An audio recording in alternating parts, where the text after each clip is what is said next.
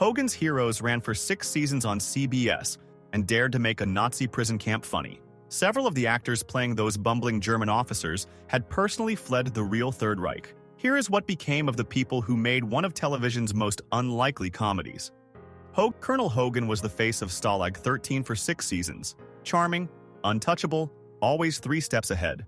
Bob Crane was 37 when he began playing him, already famous in Los Angeles as a top-rated radio DJ who had interviewed Marilyn Monroe. The role made him a household name.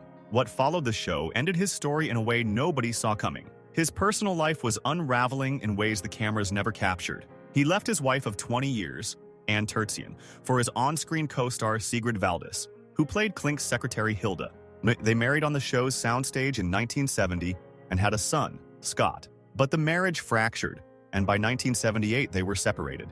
Behind the wholesome image of Colonel Hogan, Crane had developed a severe sexual addiction, documenting encounters on early video equipment in ways that would not become publicly known until after his death. On June 29, 1978, he was found bludgeoned to death in his Scottsdale apartment. He had been doing dinner theater, his film career having stalled completely after the show ended.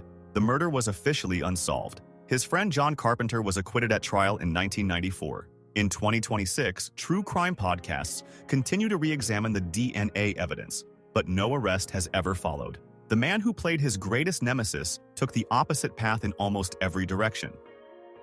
Werner Klemperer had one condition before he would agree to play Colonel Klink in Hogan's Heroes. He would accept the role only if Klink was written as a fool who never succeeded. If the Nazis were ever given dignity or victory, he would walk. For a man who had fled Germany as a Jewish refugee in 1933 and served in the U.S. Army against the very regime he was now parodying, it was not a creative preference. It was a moral one. He was 45 when the show began, the son of legendary conductor Otto Klemperer, a classically trained musician who played Klink's excruciating violin with practiced incompetence. That contrast between the character's tonal tin ear and Klemperer's real musicianship was one of the show's private jokes.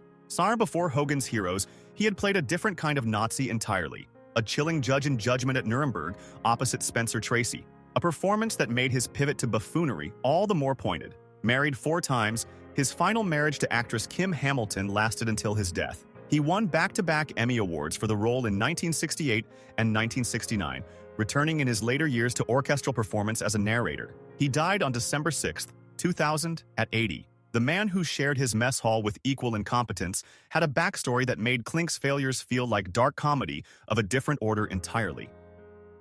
John Banner's most famous line as Sergeant Schultz in Hogan's Heroes was, "I know nothing." Spoken with a jovial shrug and a mouthful of stolen food, it became one of American television's most quoted catchphrases. What Banner actually carried with him every day on that set was the knowledge that his parents and siblings had been murdered in Nazi concentration camps. He was the only member of his family to survive, having been performing in Switzerland when Hitler annexed Austria. He was 55 when Hogan's Heroes began. The weight gain that made Schultz so physically memorable, from a trim 180 pounds to 280, he attributed entirely to his wife Christine's cooking. They married in 1965 and she remained with him until his death. He had been a romantic lead in European theater before the war, a fact that surprised everyone who only knew the rotund, bumbling Schultz. Like Klemperer, Banner was a Jewish refugee who found specific satisfaction in playing a Nazi buffoon. He famously said, "Who can play Nazis better than us Jews?" The humor was real, but so was what stood behind it. He died on January 28, 1973, his 63rd birthday, from an abdominal hemorrhage in Vienna. The RAF corporal who spent 6 seasons picking his pockets. Richard Dawson spent 6 seasons as Newkirk, the RAF conman in Hogan's Heroes, who could pick a lock, crack a safe, and talk his way out of any room. By 1976, he was doing essentially the same job on national television. As the original host of Family Feud, Dawson became one of the most recognizable faces in America, kissing every female contestant as a trademark that audiences loved in the 1970s and that his own daughter eventually told him made her uncomfortable. He was 32 when the show began, already once married to British sex symbol Diana Dors. The relationship had produced 2 sons, Mark and Gary, before ending in 1966. Offset, he had a difficult relationship with Bob Crane. Dawson felt he should have been the star and made little effort to hide it. The writers increasingly separated them in scenes as the tension mounted. His second marriage was more surprising. In 1991, he wed Gretchen Johnson, a woman he had met when she appeared as a contestant on Family Feud. They had a daughter, Shannon. Dawson died on June 2, 2012, at 79, and Family Feud remains a global franchise, regularly acknowledging him as the original. The Frenchman who cooked while Newkirk picked locks came from a past that made everything about Stalag 13 feel personal. Robert Clary was 17 when he was deported to Buchenwald. By the time he arrived on the set of Hogan's Heroes to play Corporal LeBeau, he was 39, and the tattooed identification number from the camp was still on his arm, covered by long sleeves every day of filming. He was the only one of his parents and 10 siblings to survive. The rest were murdered.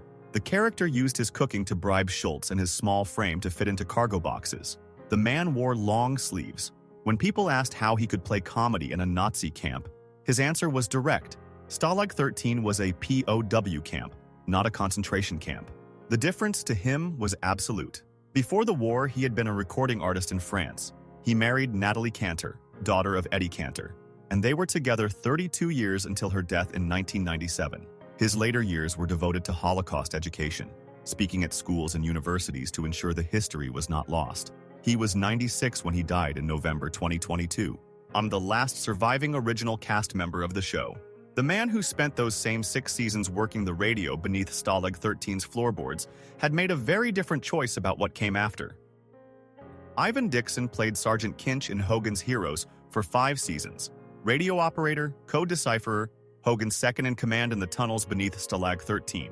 He was also, by his own account, consistently underused. By 1970, he had concluded that his character existed to serve Hogan's storylines rather than carry any of his own, and he refused to sign the contract for the final season. The producers replaced Kinch with a new character and never explained the absence on screen.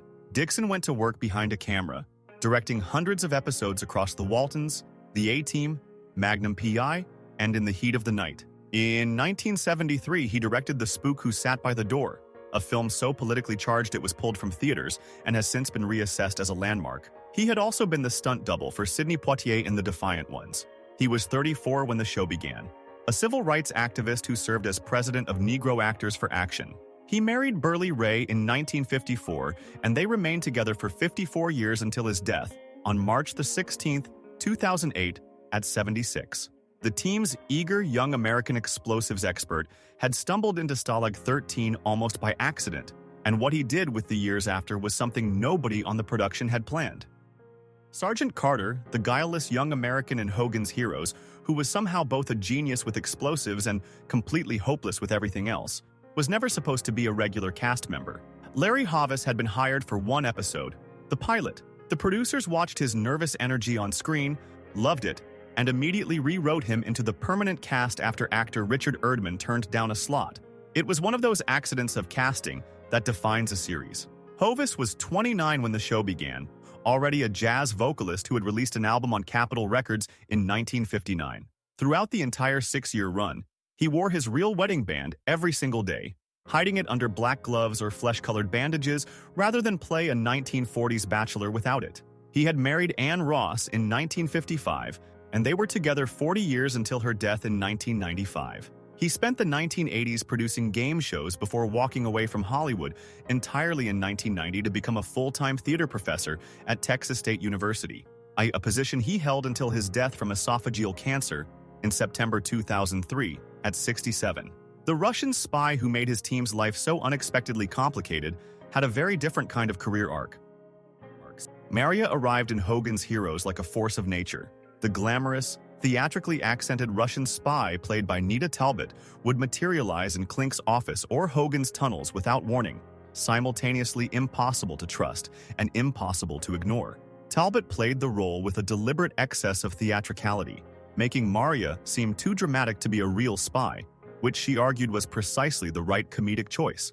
Born in 1930, she had been a Golden Age television staple through the 1950s, appearing in Perry Mason, The Twilight Zone, and The Untouchables before earning an Emmy nomination for her Hogan's Heroes work in 1968. Her Warner Brothers contract in the late 1940s had listed her as Mitzi Talbot before she reverted to Nita. She married actor Don Herron in 1954, a marriage that lasted barely a year. A second marriage to actor Thomas Gies from 1961 to 1970 produced a daughter, Nicole. After a voiceover career in the 1990s that included Anastasia Hardy in Spider-Man, the animated series, she stepped away from the cameras entirely after 1997. She is 95 in 2026, one of the very last surviving original cast members, living quietly in California. General Burkhalter had lived a very different kind of life before he ever set foot in Klink's office. When Leon Askin arrived on the set of Hogan's Heroes to play General Burkhalter in 1965, he was 57 years old, a decorated U.S. Army veteran who had once been arrested by the actual Gestapo. He had escaped to France in 1938, then to America, and spent the war he had fled serving as a master sergeant in the U.S. Army Air Forces. Both of his parents were murdered in the Lublin-Majdanek concentration camp. Like Klemperer and Banner, he derived something specific from playing a greedy, incompetent Nazi general for millions of viewers. Burkhalter cared nothing for ideology, only efficiency, spending most of his screen time threatening to send Klink to the Russian front. Before the war, he had been a Shakespearean actor and director in Europe, sharing a screen with Marilyn Monroe in 1, 2, 3 in 1961. He spoke 5 languages. He married Anneliese Wippermann in 1956 and she remained with him until his death. In his 90s, he returned to Vienna to direct classical theater in the city that had once expelled him. He died on June 3, 2005 at 97. A public square in Vienna still carries his name. The original blonde secretary who stood in Klink's outer office had arrived at Stalag 13 by a route more dramatic than anyone behind the cameras knew. The woman who played Helga in Season 1 of Hogan's Heroes had already lived through more history than any sitcom could contain. Cynthia Lynn was born Zinta Valda Zimilis in Riga, Latvia, and she and her mother fled the Soviet occupation during World War II, surviving Allied bombings before arriving in the United States. She was 28 when the cameras started rolling at Stalag 13. Helga was Klink's sympathetic blonde secretary, happy to let Hogan steal glances at classified documents in exchange for real coffee and nylon stockings. Ma Lin played her with a warmth that made the character useful to both sides of the wire. But after one season, she was abruptly written out and replaced by Sigrid Valdis. The backstage reasons were never fully made public. She had met Marlon Brando on the set of Bedtime Story in 1964, and a long, turbulent relationship produced a daughter, Lisa, whom Lynn later confirmed in her 2002 memoir, Escape to Freedom, was Brando's biological child. After small roles in Mission, Impossible, and The Odd Couple, she walked away from Hollywood to become a legal secretary and then a school teacher. She died on March 10, 2014, at 76, from multiple organ failure. The Gestapo officer who terrified Klink more than any prisoner ever did had a very different kind of intensity off-screen. Now, who is this man? Major Hochstetter's shrieking entrance into Klink's office, eyes wide, jaw set, convinced every week that something was deeply wrong at Stalag 13, was one of Hogan's Heroes' great recurring pleasures. Howard Caine made the Gestapo officer dangerous rather than merely foolish, playing him as a paranoid fanatic whose frantic energy felt like real menace. He was 41 when he joined the cast in 1967, a Tennessee-born American Jewish Navy veteran who had actually fought against the regime his character represented. Before the show, he had starred on Broadway in Inherit the Wind and played a pivotal role in Judgment at Nuremberg, a serious, dramatic career he carried into Hogan's Heroes without abandoning. He became a constant face on 1970s and 1980s television, appearing in MASH, The Golden Girls, and Knight Rider. Away from the cameras, he was a master of 32 accents and an award-winning banjo player who competed regularly at bluegrass festivals. He was married twice. His second wife, Valerie Caine, remained with him until the end. They had 2 sons. On May 14, 1993, he died suddenly from a massive heart attack at 67. The bumbling British officer who kept stumbling into Hogan's perfectly organized plans had turned incompetence into its own art form. Bernard Fox appeared in 2 completely unrelated Titanic films, 39 years apart, A Lookout in A Night to Remember in 1958 and Colonel Archibald Gracie in James Cameron's Titanic in 1997. Between those bookends, he had played Colonel Crittenden in Hogan's Heroes, Dr. Bombay in Bewitched, and voiced animated mice for Disney.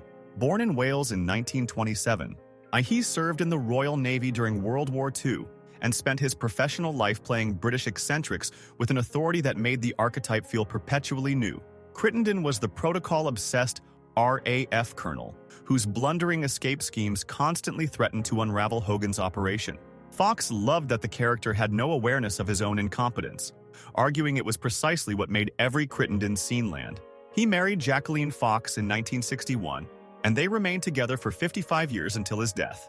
They had 2 daughters, Amanda and Valerie. He voiced the Chairman Mouse in The Rescuers and The Rescuers Down Under for Disney, a detail that always surprised fans who knew him only from his stiff military roles. He died from heart failure on December 14, 2016, at 89. Ani, the man who stepped into Kinch's shoes for the final season, had carried a very different story into Stalag 13. Kenneth Washington joined Hogan's Heroes in its final season as Sergeant Baker, the replacement for Ivan Dixon's departed Kinch. He was 33, stepping into a well-established ensemble in its last year, and he handled it with ease. He was the last surviving series regular when he died on July 18, 2025, at 88. Before the show, he had appeared in Star Trek, the original series, and found recurring success as Officer Miller on Adam 12. But the pivot that defined his later life had nothing to do with acting. He returned to university, graduated from Loyola Marymount, and built an academic career there, designing courses focused on Black actors in film history. He later taught oral interpretation and speech at Southwest College, a commitment to education he maintained until his final years. He married Alice Agnes Marshall in 2001, a prominent media professional who served as editor-in-chief of Wave newspapers and as a film reviews editor for Variety. They remained together until his death. 3 children, Kim Lee, Kenneth Jr., and Quiana Stokes Washington, and 3 grandchildren and 4 great-grandchildren survived him. His passing in 2025 marked the quiet closing of a chapter that had started in a Hollywood studio 60 years before. The French resistance operative who darted in and out of Stalag 13 whenever she pleased ran on a very different kind of energy. Arlene Martell grew up in a poor Bronx ghetto and played Tiger in Hogan's Heroes as a fearless French resistance operative, one of those recurring guest presences who felt like a regular because of how much she brought each time. Born Arlene Greta Sachs, her path to Hollywood ran through a Connecticut boarding school funded by her mother's employer, and a career that made her a pop culture fixture in 3 separate television universes simultaneously. Her most lasting role came outside Hogan's Heroes, T'Pring, Spock's Vulcan fiancé, in the Star Trek episode Amok Time. She had also appeared in The Twilight Zone and The Outer Limits. Casting agents nicknamed her the Chameleon for her mastery of accents and dialects. She battled breast cancer and survived it. Early in her career, she had been linked to James Dean, a connection thoroughly documented in print. She married and divorced 3 times, one marriage to actor Jerry Douglas, and had 3 children, Adam, Avra, and Jod. She formed a deep friendship with Bob Crane during the show's run, and remained one of the primary sources helping biographers reconstruct his life objectively after his murder. She died on August 12, 2014, at 78, from a sudden heart attack. One of the show's most reliable guards had spent his off-screen years living a life that moved in entirely unexpected directions. Jon Cedar spent his childhood touring the United States in a family musical troupe, performing on makeshift stages in towns whose names he probably couldn't remember by morning. That traveling life gave way to military service in Korea, then to an off-Broadway career that included South Pacific and Irma La Douce, and eventually to Corporal Langenscheidt, Schultz's bumbling second-in-command in Hogan's Heroes. He appeared across 17 episodes from 1965 to 1971, playing the same character so reliably that the producers occasionally cast him as entirely different background Germans without comment. He was 34 when the show began.